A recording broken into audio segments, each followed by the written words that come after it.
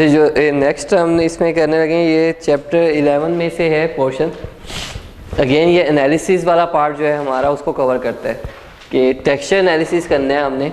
अब ये थोड़ा सा डिफरेंट है from other analysis in a sense कि ये प्योरली एप्लीकेबल है उस तरह कि अगर कोई पैटर्न है इमेज में, यानी एक तो प्री डिफाइंड टेक्सचर्स होते हैं जैसा वुड का टेक्सचर है, जो है ये चीता प्रिंट एक होता है या ऐसा, और यानी टेक्सचर्स जो है from industrial point of view textures की बड़ी इंपॉर्टेंस होती है कि वो जब आप प्रिंटिंग कर रहे हो, आप different kind of fabric design कर रहे हो तो उसके अंदर कुछ टेक्सचर्स आते हैं जिसको आप रखना चाहते हो, डिज़ाइन रखना चाहते हो ना, ठीक। तो अब वो सेम आ रहे हैं या नहीं आ रहे ना। और नॉर्मली ना टेक्सचर एनालिसिस क्या करता है कि गिवन एनी टेक्सचर आप उसकी बेस पे ना उस पूरा एक बड़ा सा इमेज या बड़ा सा एक टेक्सचर बना सकते हो कि जो एक्चुअली उसी को फॉलो कर रहा हो। कि फॉर एग्जांपल मैं कहता हूँ कि एक टेक्सचर है जो इस तरह हो कि जिसमें ऐसे 5 सर्कल्स हो, तो ये मैंने उसको क्या दिया, एक बेसिक सा अपना टेम्पलेट दे दिया और उसकी बेस पे ना वो जनरेट करेगा एक पूरा बड़ा एक टेक्सचर जिसमें एक्चुअली यही चीज़ ही हो रही होगी। लेकिन हम अभी वो नहीं कर रहे, वो कंप्यूटर विजन में आता है। हम एक्चुअली ये करने लगे कि अगर कोई पैटर्न है या कोई टेक्सचर है इमेज में, तो ऐसी क्या प्रॉपर्टीज़ हो सकती हैं जिसको हम यूज़ कर सकते हैं for classification, to identify between different kind of textures and different kind of interior micro properties of an image ना। तो वो उसको हम देखते हैं किस तरह। टेक्सचर की अगर हम बात करें तो टेक्सचर का ये है कि वो कोई जो है ऑर्गेनाइज पैटर्न है जो रेगुलरली आ रहा है और बेसिक कोई ना कोई एक बेसिक यूनिट है, जैसा ये इसको मैं बेसिक यूनिट कहूँगा, ये बेसिक टैक्सॉन कहूँगा, इसकी बेस पे एक पूरा एक पैटर्न सा बन जाता है, ठीक है। जैसे एग्जांपल्स ये है कि इनमें दोनों में हमारे पास ये जितने भी है सब में कोई ना कोई पैटर्न फॉलो हो रहा है।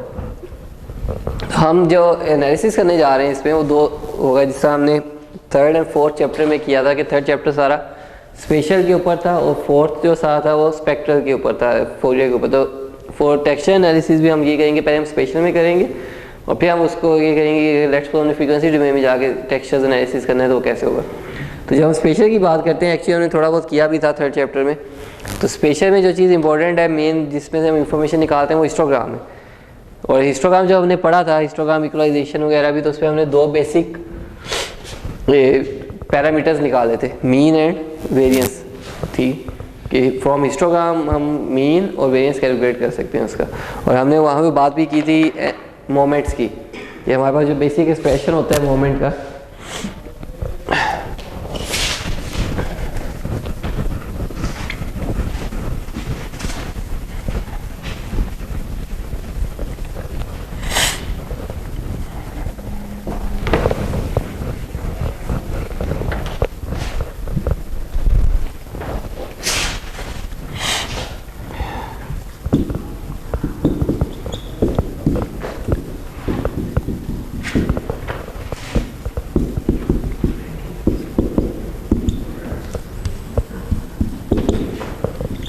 ये बेसिक nth मोमेंट का एक्सप्रेशन है, जहाँ पे जिस तरह जब हम वेरिएंस कंप्यूट करते हैं तो हम इसको 2 रखते हैं, variance is second moment, variance जो है वो सेकंड मोमेंट है।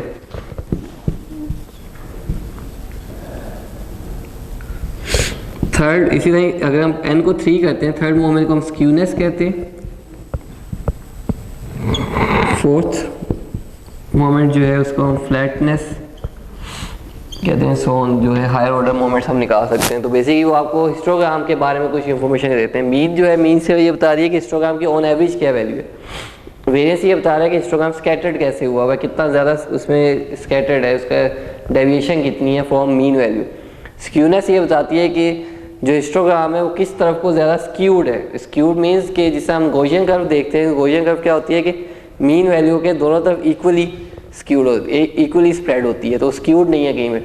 वह स्क्यूड हिस्टोग्राम क्या होगा कि मीन वैल्यू है, उसके एक तरफ को with higher probability and higher density comes variance के साथ होगा, वैसे दूसरी तरफ को वो with lower probability and lower density ज़्यादा स्क्यूड हुआ होगा। क्या आपके पास बहुत सारी ऐसी वैल्यूज होंगी जो बहुत हायर है, ठीक है, लेकिन उसकी प्रोबेबिलिटी वो काफ़ी कम है, इसीलिए जो मीन पड़ा हुआ है वो कहीं पे यहाँ पे पड़ा हुआ है। वो राइट स्क्यूड भी हो सकता है, वो लेफ्ट स्क्यूड भी हो सकता है। थर्ड जो 4th वाला है फ्लैटनेस है। फ्लैटनेस मीन्स के जो हमने हिस्टोग्राम इक्वलाइजेशन की जो मोटिवेशन थी कि आपका जो हिस्टोग्राम में सारा इक्वल, हर ग्रे लेवल जो इक्वल प्रोबेबिलिटी के साथ आ रहा हो, तो फ्लैटनेस काइंड ऑफ आपको ये बताती है कि कितनी वेरिएशन है बिटवीन डिफरेंट नंबर्स या डिफरेंट इंटेंसिटीज़ के, वो इक्वली प्रोबेबल आ रहे हैं, इक्वली फ्रीक्वेंसी के साथ आ रहे हैं, उनकी फ्रीक्वेंसी वेरी करती है। ठीक है, अब इसको हम लिंक करेंगे विद टेक्सचर। उससे पहले एक छोटी सी एक चीज़ के इन तीन इमेजेस को अगर आप देखते हो और इन तीनों इमेजेस में जो स्क्वायर स्मॉल वाइट स्क्वायर लिया हुआ है उसको अगर आप देखो देखिए, तो जो लेफ्ट मोस्ट है, और मैं कह रहा हूँ मैं 3 कैटेगरीज कर रहा हूँ इसकी टेक्सचर्स की, one is smooth then regular और कोर्स। ठीक है, तो जो लेफ्ट मोस्ट है वो कौन सी कैटेगरी में आना चाहिए? स्मूथ में, कि उसमें जो इंटेंसिटीज आ रही है almost constant similar kind of intensities आ रही है। जो मिडल वाला है वो कोर्स है।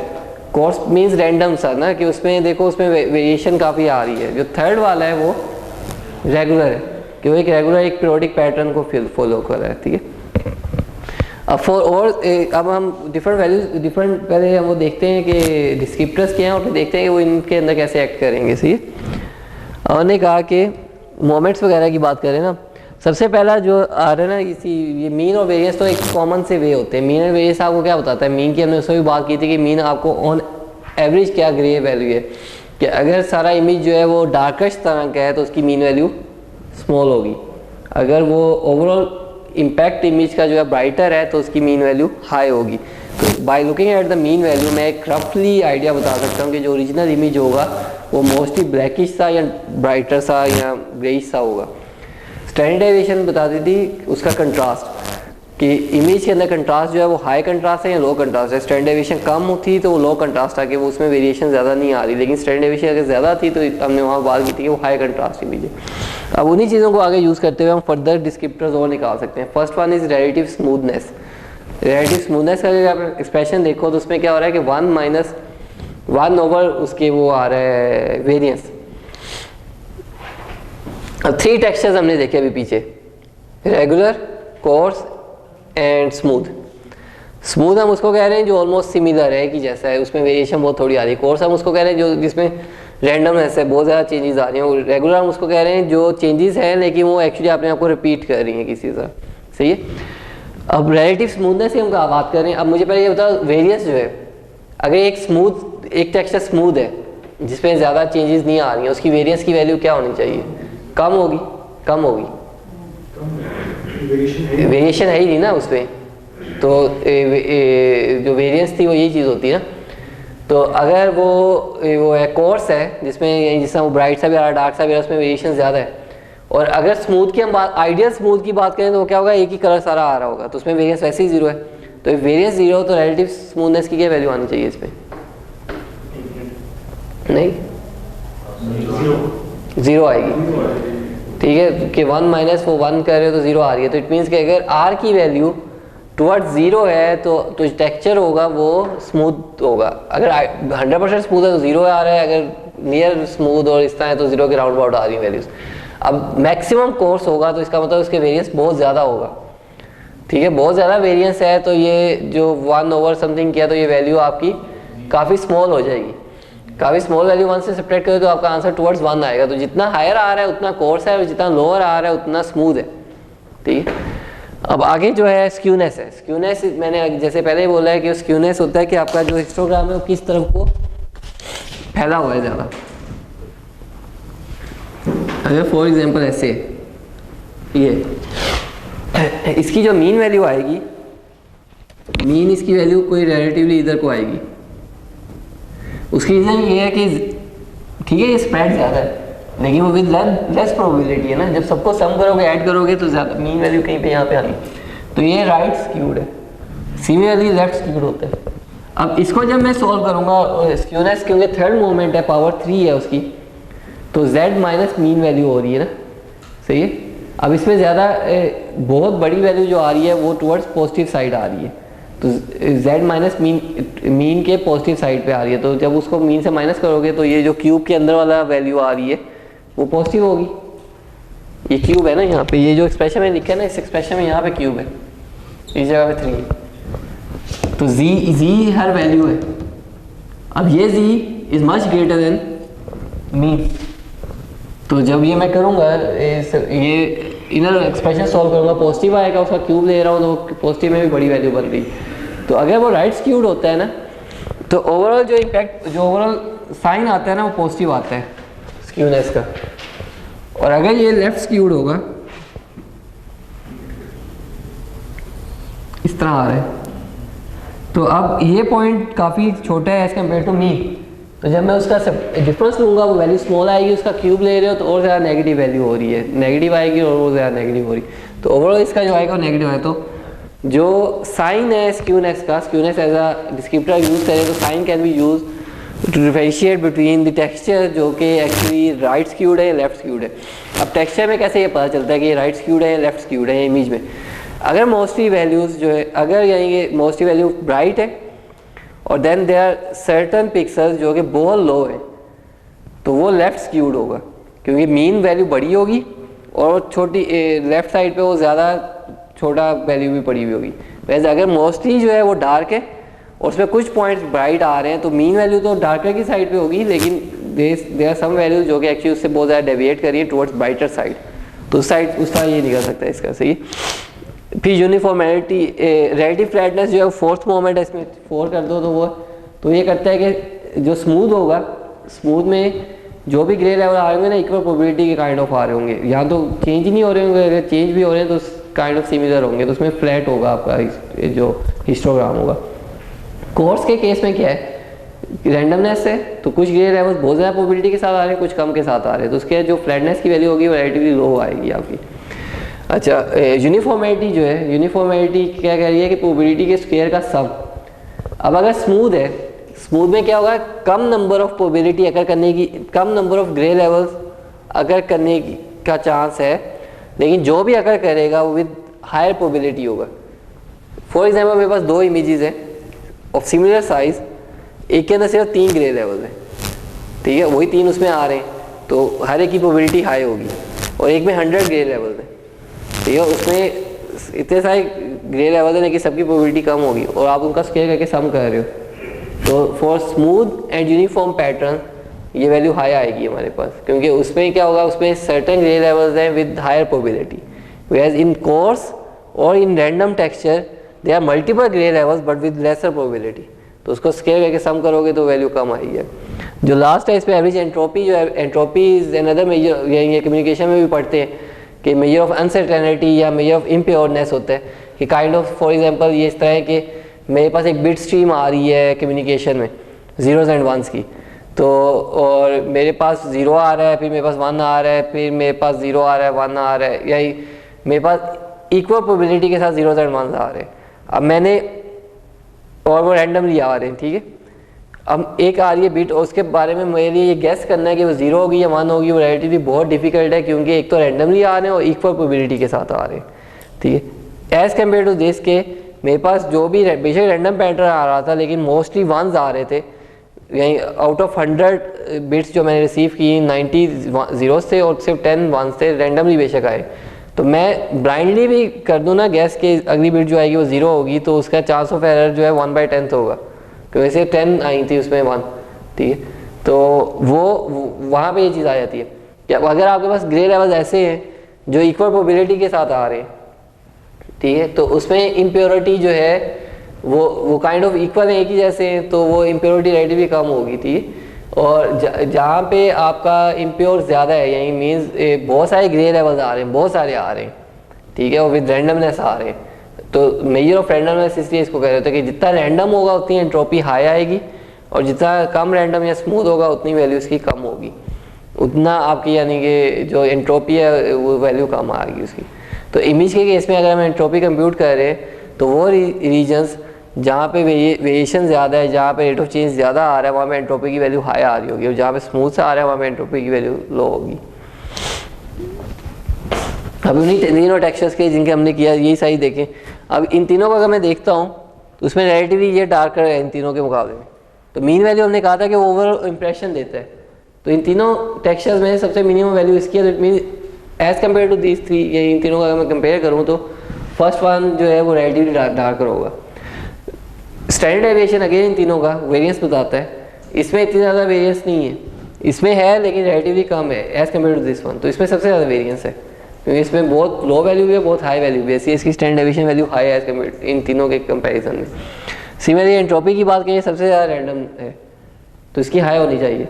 ये स्मूथ से है या ये कॉन्स्टेंट कम होगी और उसमें भी स्मूथनेस रेगुलर पैटर्न है तो उसकी इसके मुकाबले में थोड़ा सा उसमें इम्प्योरनेस है लेकिन इसके मुकाबले में कम। तो उस तरह पे हम लुकिंग एट दीज वैल्यूज़ हम गैस कर सकते हैं कि ओरिजिनल टेक्सचर कैसा होना चाहिए। टेक्सचर को देखते हुए हमें आइडिया हो सकता है कि ये वेरिएशन आएगी या नहीं। तो अगेन अगर मैं टेक्सचर क्लासिफिकेशन करना चाहता हूँ कि मेरे पास 100 इमेजेस हैं ऑफ डिफरेंट टेक्सचर्स और मैंने ये देखना है कि ये जो इमेज आ रहा है ये किस टेक्सचर क्लास को बिलोंग करता है, तो मैं इस तरह के डिस्क्रिप्टर्स यूज़ कर सकता हूँ उसके लिए कि मैं ये वैल्यूज़ निकालूँ, एक फीचर वेक्टर बनाऊँ और उसको क्लासीफायर को दूँ और क्लासीफायर बताएगा कि एक्चुअली ये कौन सी क्लास को बिलोंग करता है, कौन से टेक्सचर को बिलोंग करता है। ठीक है, अब हिस्टोग्राम के साथ इशू ये था कि हिस्टोग्राम आपको क्या इंफॉर्मेशन नहीं देता,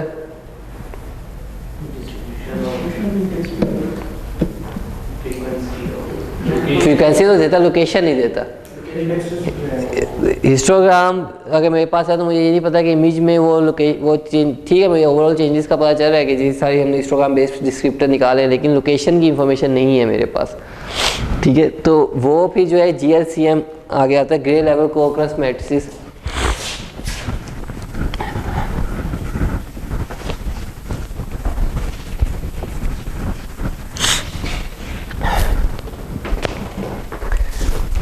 पहले हम एक GLCM कंस्ट्रक्ट करते हैं फिर हम इस पर वापस आते हैं किस तरह। लेट्स सपोज मेरे पास एक 4x4 का इमेज है, हम करें GLCM, ये ग्रे लेवल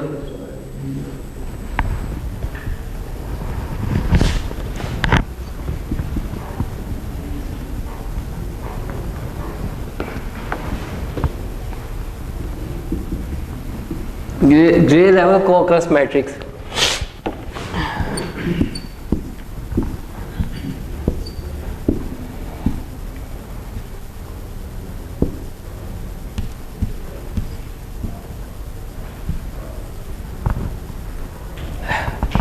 लगे 3 नहीं देता 2 तक। एक 4x4 का इमेज है जिसमें 3 डिस्टिंक्ट ग्रे लेवल हैं, डिफरेंट ग्रे लेवल। इसका जब GLCM हमने कंस्ट्रक्ट करना है तो GLCM 3x3 का होगा क्योंकि इसमें 3 डिफरेंट ग्रे लेवल्स हैं। ठीक है, तो जितने ग्रे लेवल्स होंगे उतने का होगा। मैंने इसलिए 3 नहीं लिखा क्योंकि वो फिर 4 हो जाता था तो वो इमेज के साइज, तो इसका साइज डिफरेंट हो सकता है इमेज के साइज से। ये इसका साइज डिपेंड करता है कि कितने ग्रे लेवल हैं इसके अंदर, कितने डिफरेंट ग्रे लेवल हैं। तो इसमें ग्रे लेवल है 0, 1, 2, तो हम दोनों तरफ यही 0, 1, 2 लिखते हैं क्योंकि हम इनकी अभी कोअक्रेंस देखेंगे। ठीक है, तो पहले ये कि GLCM का size is equal to the number of grey levels जो कि इमेज के अंदर प्रेजेंट है। सेकेंडली हमें एक क्राइटेरिया को फॉलो करना है, किसी एक रूल को फॉलो करना है। फॉर एग्जांपल मैं ये कहता हूँ कि फॉर एवरी पिक्सल मैं उसकी नेक्स्ट राइट पिक्सल को देखूंगा। ठीक है, ये next to next right pixel भी हो सकती है कि जो सेकंड हॉप पे पड़ी है या उससे ज़्यादा, वो डिपेंड करता है एक तो रेजोल्यूशन पे, रेजोल्यूशन कितनी, क्योंकि रेजोल्यूशन बहुत हाई है तो इमीडिएट नेक्स्ट पिक्सल देखने का फ़ायदा नहीं है कोई, क्योंकि वो आपकी एक छोटा सा ऑब्जेक्ट भी जो है बहुत सारी पिक्सल्स पे कंसिस्ट कर रहा होगा। और अगर रेजोल्यूशन कम है तो उसमें आप वो बड़ा हॉप लोगे ना तो आप स्किप कर सकते हो दरमियान में से इंफॉर्मेशन को। लेट्स सपोज मैं ये कह रहा हूँ। ठीक है, तो अब ये कंस्ट्रक्ट कैसे होगा, जो फर्स्ट सेल है ये कह रहा है कि 0 के साथ 0 इस क्राइटेरिया को कितनी दफ़ा फॉलो कर रहे हैं। आप ये कह रहे हो कि फॉर ईच पिक्सल उसकी नेक्स्ट राइट पिक्सल को देखो, और फर्स्ट सेल ये कह रहा है कि इस इमेज में 0 के राइट पे 0 कितनी दफ़ा आया है। ठीक है, 0 के राइट पे मैं सारे जीरोस देखूंगा, ये 0 के राइट पे 0 नहीं है, इस 0 के राइट पे 0 नहीं है, इसके राइट पे 0 नहीं है, इसके राइट पे 0 नहीं है, इस 0 के राइट पे 0 है और इसके नहीं है, इसके नहीं है, तो पूरे में जस्ट 1 टाइम 0 के राइट पे 0 आया। नेक्स्ट सेल में ये देख रहे हैं कि 0 के राइट पे 1 कितनी दफ़ा आ रहा है। अब 0 के राइट पे 1 टाइम, 2 टाइम आया। अब 0 के राइट पे 2 कितनी दफ़ा आया? 1 2। 1 के राइट पे 0 कितनी दफ़ा आया? 1 2।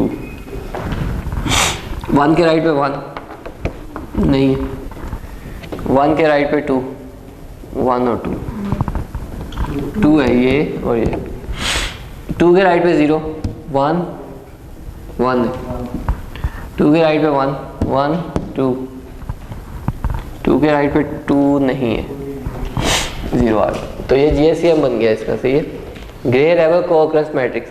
अब ये नॉर्मलाइज नहीं है तो हम पहले इसको नॉर्मलाइज भी करते हैं, क्योंकि ये कोअक्रेंसेस जो है ना, कुछ सेल्स की बहुत ज़्यादा हो सकती है, कुछ कम। तो हम एक्चुअली इसको बिटवीन 0 to 1 जैसा प्रोबेबिलिटी की सेंस में हम बात करें तो हम वो लेके आ रहे हैं। तो इसका नॉर्मलाइज GLCM जो बनेगा, अब नॉर्मलाइज करने के लिए आप इसको नंबर ऑफ सेल्स पे ही डिवाइड करोगे, जो 9 है, 9 से नहीं डिवाइड करना। हमने टोटल कोअक्रेंसेस देखनी है कि कितनी है, उससे डिवाइड करेंगे। जैसा इस केस में टोटल कोअक्रेंसेस हैं 1 2 3 4 5 6 7 8 9 10 11 12 1 2 3 4 5 6 7 8 9 10 11 12 है। तो हम हर सेल को 12 से डिवाइड कर देंगे।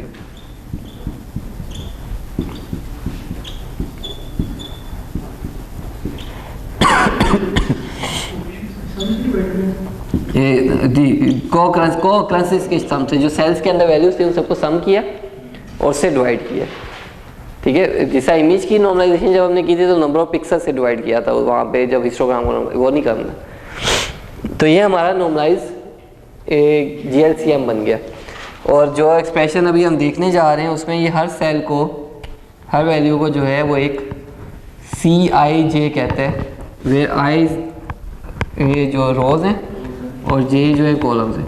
तो मीन्स अगर मैं इस सेल की बात करता हूँ तो ये C1 0 होगा, ये वाला सेल जो है, ठीक है। तो हर एक का अच्छा, अब इसके हिसाब से जो इसने वैल्यू यहीं कुछ कह रहा है, एक ये है कि मैक्सिमम प्रोबेबिलिटी इसमें से निकाल रहा है कि इस पूरी वैल्यू में से मैक्सिमम क्या, वो हमें क्या चीज़ रिटर्न करना चाहिए उसको।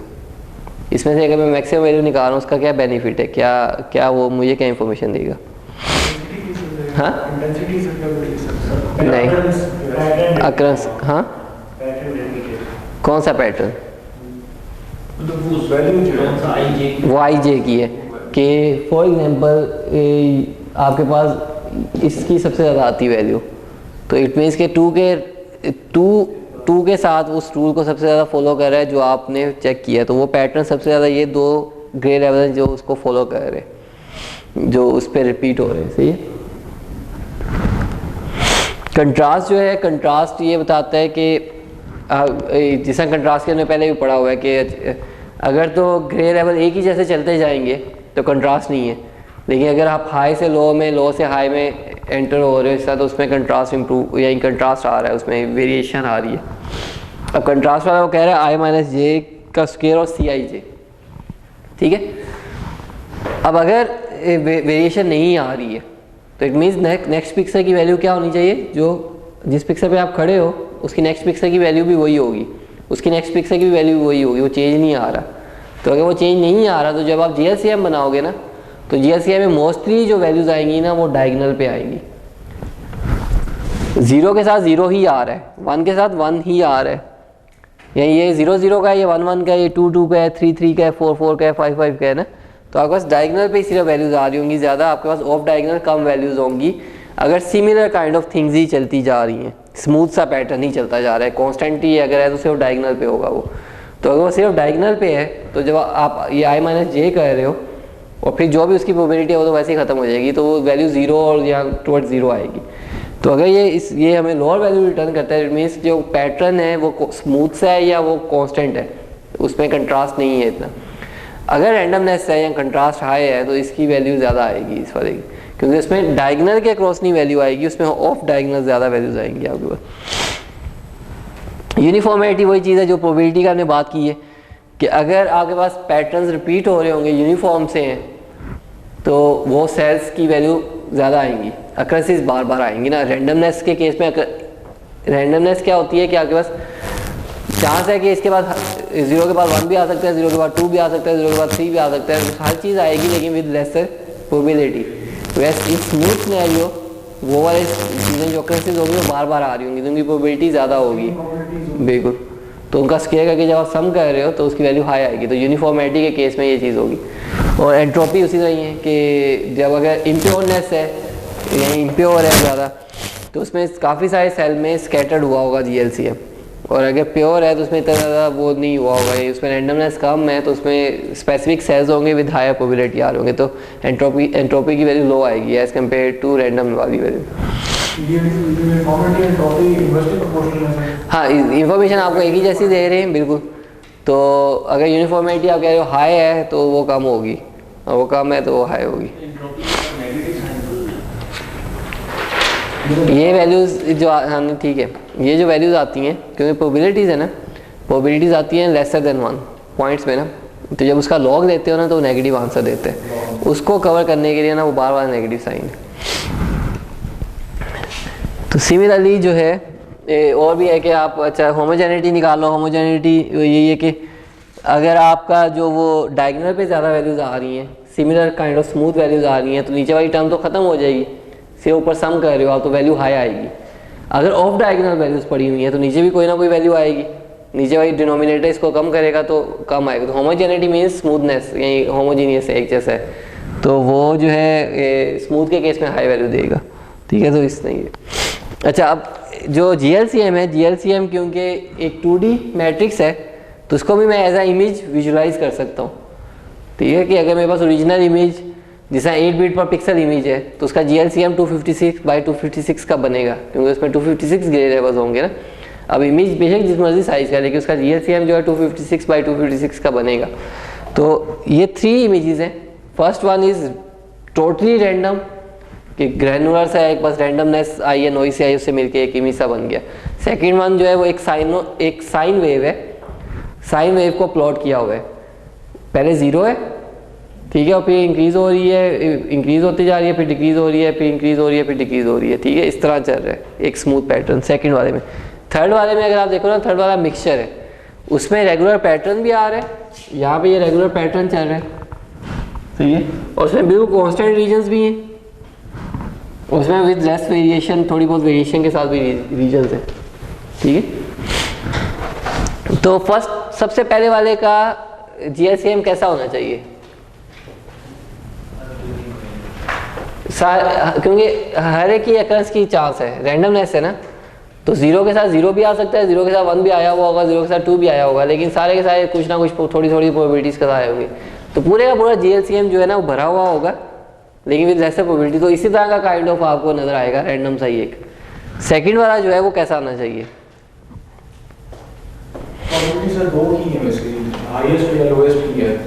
किस पे? नहीं नहीं, मैंने ये बताया इसलिए बताया कि ये कांस्टेंट नहीं ना है, ये कांस्टेंट नहीं है, कांस्टेंट होता है ये साइनोसॉइडल है। अब अगर ये इस तरह जा रही है ना तो it means every next pixel is greater than previous one, जब ऊपर को जा रही है, और जब नीचे को आ रही है तो every next pixel is lesser than previous one. Periodic pattern है, लेकिन GLCM में किस तरह होना चाहिए? डायगोनल पे नहीं होगी, लेकिन डायगोनल के ऊपर और नीचे होगी। डायगोनल पे इसलिए नहीं है क्योंकि नेक्स्ट वैल्यू एग्जैक्टली इक्वल नहीं है उसके, ठीक है। तो डायगोनल से आइदर ऊपर की तरफ से जाएगा ये और नीचे की तरफ से, क्योंकि एक दफ़ा ऊपर को जा रहा है, एक दफ़ा नीचे को आ रहा है। तो आपके पास जो GLCM बनेगा उसमें जो वैल्यूज़ आएंगी उसको अगर मैं प्लॉट करूं तो वो इस तरह ऊपर से और ये नीचे से बनेगा, डायगोनल पे नहीं होगा। यानी 0 के साथ 1 आ रहा है, 1 के साथ 2 आ रहा है, 2 के साथ 3 आ रहा है, या 1 के साथ 0 आ रहा है, 2 के साथ 1 आ रहा है, 3 के साथ 2 आ रहा है, इस तरह आ रहा है, ठीक है। और जो लास्ट वाला है उसमें ये रेगुलर पैटर्न भी इस तरह का भी आ रहा है, डिफरेंट पैटर्न आ रहे हैं, उसमें कांस्टेंट भी, यहाँ पे ये बिल्कुल कांस्टेंट भी है। कांस्टेंट के केस में आपके पास डायगोनल भी आएगा, एग्जैक्ट डायगोनल भी आएगा, उसमें रैंडमनेस भी है, थोड़ा सा ऑफ डायगोनल भी हुआ होगा, सही है। तो अगर हम तीनों के GLCM देखें ना तो वो काइंड ऑफ इस तरह के बन रहे हैं हमारे पास, सही हो गया। तो उसके अगेंस्ट जो है हमारे पास जो वो पैटर्न है उनकी भी वैल्यू वैरायटी इस तरह आ रही होगी।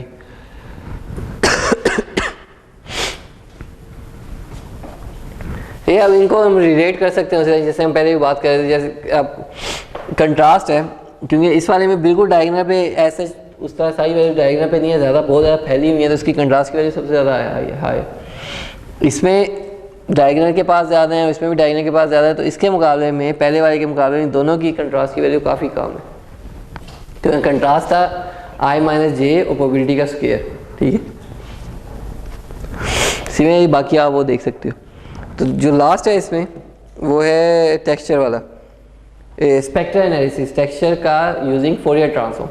जब हमने फोरियर ट्रांसफॉर्म किया था ना, तो फोरियर ट्रांसफॉर्म हमने किया था कि वो कॉम्प्लेक्स डोमेन है, कॉम्प्लेक्स डोमेन के साथ दो चीज़ें आती हैं, एक उसका फेज आता है और दूसरी उसकी मैग्नीट्यूड आती है। और सेकेंडली हमने ये भी बात की थी उस वक्त कि by looking at a frequency image हम ये नहीं बता सकते ओरिजिनल इमेज कैसा होगा, लेकिन हम उसमें से जो चीज़ एक्सट्रैक्ट कर सकते हैं ये था कि either it contains lower frequencies और हाई फ्रिक्वेंसी। सेकेंडली वो जो चेंजेस आ रही हैं वो किस डायरेक्शन में आ रही हैं, क्या फेज क्या है उसका, ठीक है। उन्हीं दोनों को यूज़ करते हुए आप टेक्सचर एनालिसिस कर सकते हो। अब हम उसको यूज़ करेंगे एज अ फीचर।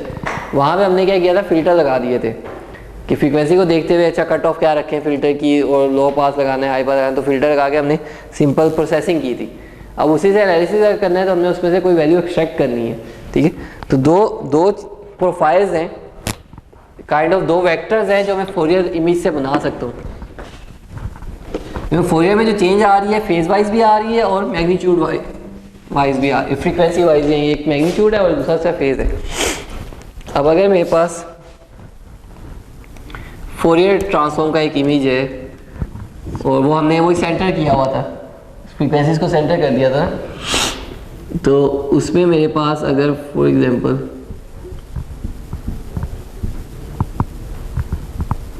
इस तरह कुछ वैल्यूज आ रही हैं, ठीक है, और बाकी सारा ज़ीरो है, तो इसका मतलब है कि आपका ज़्यादा चेंज जो आ रही है इस तरह 0 एंगल पे, 90 पे, 45 पे और -45 पे आ रही है कि ये इन्फॉर्मेशन मिल रही है। सेकेंड ये है कि ज़्यादा फ्रिक्वेंसी जो आ रही है वो इसी लोअर में ही आ रही है, उसके बाद नहीं आ रही, ठीक है। तो दो चीज़ें हम इसमें से निकाल सकते हैं, एक इसमें से मैग्नीट्यूड और दूसरा फेज। तो हम दो वेक्टर्स कहते हैं, एक को हम कहते हैं एस ऑफ थीटा और को S of R. S of theta ये होता है कि for a fix theta, for a fix angle आप ना पूरी लेंथ पूरे आर के ऊपर चेक करते हो इसको,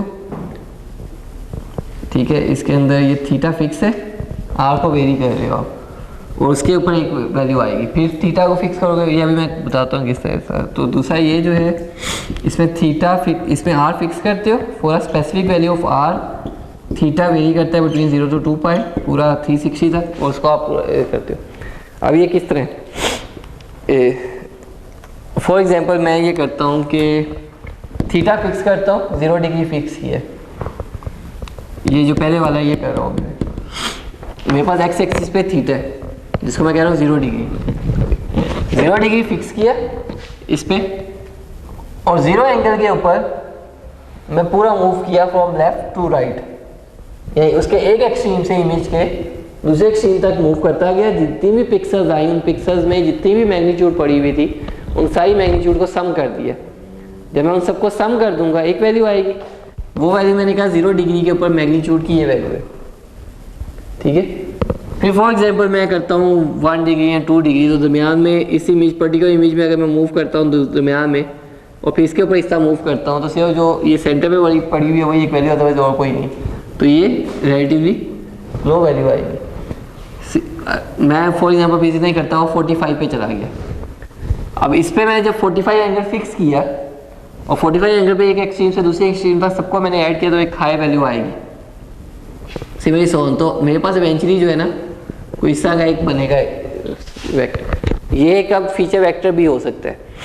क्या इसको मैं क्लासिफिकेशन में कैसे यूज़ कर सकता हूँ कि एक टेक्सचर इमेज का ये बना, एक और दूसरा टेक्सचर इमेज है उसका भी आया, दो सिग्नल्स बन गया ना, उनकी मैं कोरिलेशन करा सकता हूँ और मैं देखूँ कि अगर वो आपस में कोरिलेट कर रहे हैं, एक स्पेसिफिक थ्रेशोल्ड से ऊपर जा रहे हैं, तो इट मीन्स वो सिमिलर काइंड ऑफ टेक्सचर्स होंगे, अदरवाइज वो सिमिलर नहीं होंगे।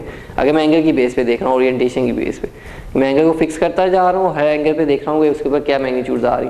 सेकेंडली मैं ये भी देख सकता हूँ कि ओवरऑल इसका जिस तरह इसमें 0 पे और 45 पे ज़्यादा पड़े हुए, बाकियों पे नहीं पड़े हुए। ये था एस थीटा।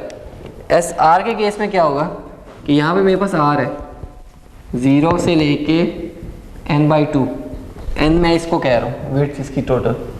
तो मैं क्या कह रहा हूँ, मैं एक लेंथ फिक्स कर रहा हूँ, एक फ्रीक्वेंसी डिफाइन कर रहा हूँ, और उसके ऊपर फॉर ऑल थीटाज मैं मूव करता हूँ, और इसकी बाउंड्री पे, एक्चुअली अंदर नहीं, इसकी बाउंड्री पे उस आर के ऊपर जो जो पिक्सल्स आती जाएंगे उन सबको सम करूँगा, उसकी जो वैल्यू आएगी वो वहाँ पे मेरे पास आ गई। तो सिमिलरली इसका भी कुछ एक प्रोफाइल सी बन जाएगी। ये बता रही है कि for every R, for a fix R, और पूरे एंगल्स के ऊपर क्या वैल्यू आ रही है, एक एक करके आप सारा उठा रहे हो। इसमें कि एक एंगल फिक्स किया, उसके पूरे आर के ऊपर क्या वैल्यू आ रही है, वो सब एक एक करके हमने सारे दे दिए। तो हमारे पास दो डिफरेंट काइंड ऑफ ये एनालिसिस आएंगे। तो इम्पोर्टेंट जो चीज़ है ना फोरियर ट्रांसफॉर्म, ये है कि हमें एक तो प्रोमिनेंट पीक्स पता चल जाते हैं कि कौन कौन से जो है फ्रीक्वेंसीज हैं विद मोर मैग्नीट्यूड और हायर मैग्नीट्यूड आ रही हैं, और सेकेंडली हम डायरेक्शन को देख सकते हैं। तो हमारे पास दो चीज़ें, एक एस आर है, एक एस थीटा है। फॉर एस आर हम आर को फिक्स करेंगे और थीटा पे मूव करेंगे। फॉर एस थीटा हम थीटा को फिक्स करेंगे और आर पे मूव करेंगे।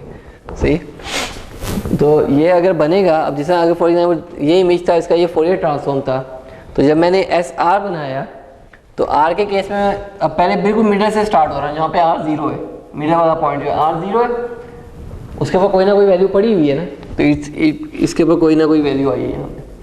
अब जैसे मैंने आर को थोड़ा सा इंक्रीज किया और उसके बाद मैंने सारे एंगल पे देखा, तो वो जो है वो वैल्यू रिलेटिवली कम होगी, क्योंकि बिल्कुल मिडल पे ब्राइट है और वो उसका स्प्रेड ऐसा है कि वो ऐसा डिके हो रहा है।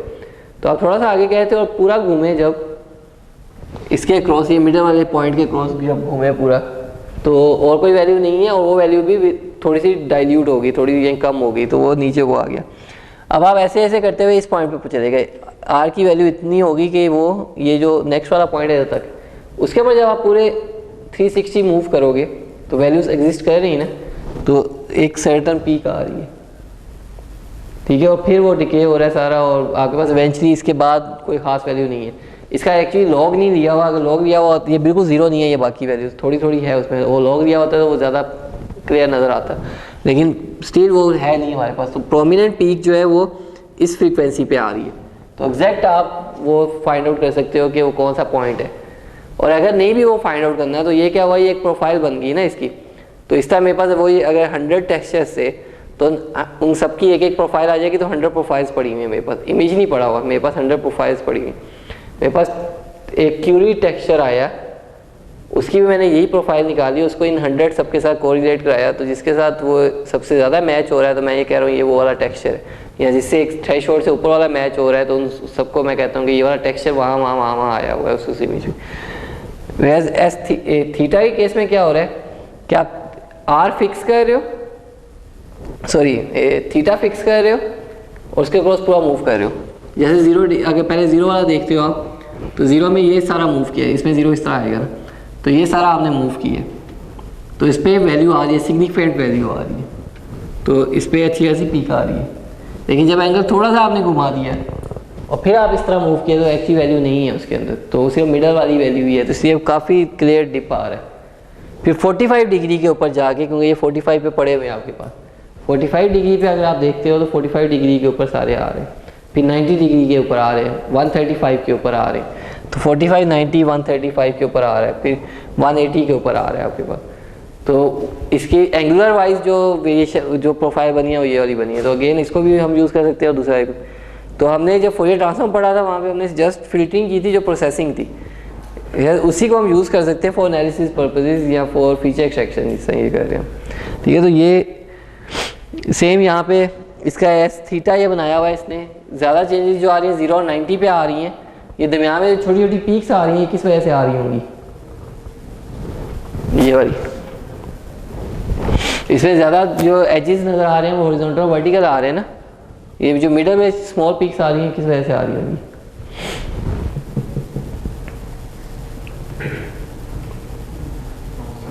जो है एक इंटेंसिटी मतलब ग्रेजुअली इंक्रीज कर रही है फिर डिक्रीज कर रही है, मतलब नहीं ये एंगल है ना, थीटा वाइज है, तो रेगुलर पैटर्न नहीं है, थोड़ा सा वो शिफ्टेड है, तो टिल्टेड क्या हुआ?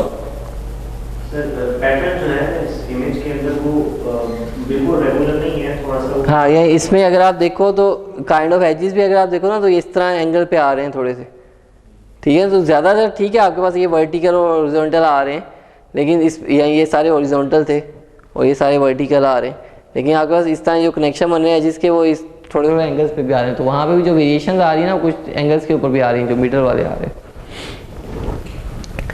ठीक है। अब ये दो डिफरेंट इमेजेस हैं, टोटली डिफरेंट इमेजेस हैं। Sticks number of sticks same होंगी या जो भी है, लेकिन उसको रैंडम पैटर्न के ऊपर रखा है। उनका फोरियर ट्रांसफॉर्म अगर आप देखो तो डिफरेंट आ रहा है। उस वाले में क्लियरली हॉरिजॉन्टल वर्टिकल ही है, लेकिन इसमें डिफरेंट एंगल्स के ऊपर आ रहे हैं।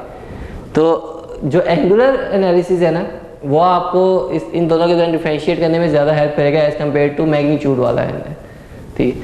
तो एंगुलर में अगर हम देखें ना दोनों में क्लियर डिफरेंस है, क्योंकि इसके एंगुलर में और उसके एंगुलर में क्लियर डिफरेंस है। लेकिन मैग्नीट्यूड वाइज क्योंकि वो मैग्नीट्यूड को सम कर रहा होता है तो उसमें अगर आप एक्चुअली अपेरेंटली देखो ना बहुत क्लियर डिफरेंस नहीं है उस तरह।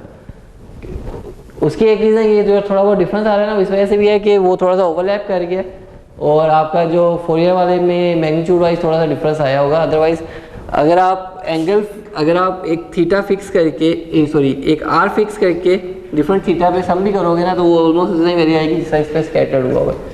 तो इस पर्टिकुलर केस के लिए जो एंगल वाला है वो हेल्प कर रहा है हमें, क्योंकि चेंजेस जो हैं वो ऑलमोस्ट सिमिलर हैं लेकिन एंगुलर चेंजेस हैं, तो इसलिए हम इसको हेल्प कर सकते हैं, इसको यूज़ कर सकते हैं इस तरह, ठीक है। ये चीज़ उसके साथ भी रिलेट हो रही है जो हमने शुरू में पढ़ा था कि जो फोरियर ट्रांसफॉर्म है वो ट्रांसलेशन को डिटेक्ट नहीं करता है, लेकिन जो रोटेशन है इस तरह उसको वो देख सकता है सारा चीज़।